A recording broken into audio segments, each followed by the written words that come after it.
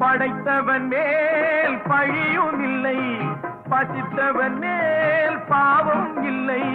கிடைத்தவர்கள் பிரித்து கொண்டார், உழைத்தவர்கள் தெருவில் நின்றார்.